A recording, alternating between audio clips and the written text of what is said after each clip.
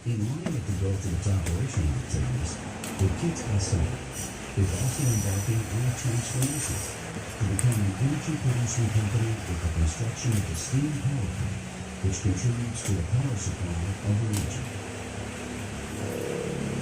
Freeport Indonesia, operating the Regency of Maluku Papua Province, Indonesia, is a mining company producing gold, copper, and silver.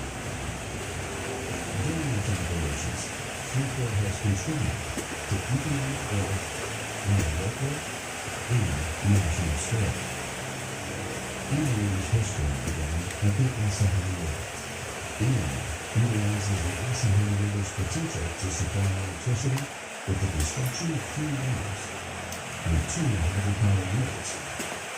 As the only mining smelter in Indonesia, India contributes substantially to the uranium needs for various types of industries. China is the biggest tin exporter in the world. This milestone has been achieved by China's committed management of its tin reserves in Indonesia. Despite the widespread reserves of tin, both uranium and silver are still a long process after the exploration phase. Several phases are necessary to optimize the tin concentrate in order to produce high-quality tin metal.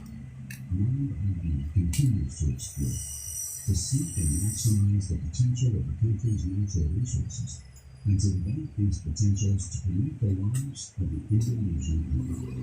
By continuing to protect the sustainability of the environment through good mining practices and the socio-economic and cultural development of the people, we're moving forward and exploring by uniting the nation.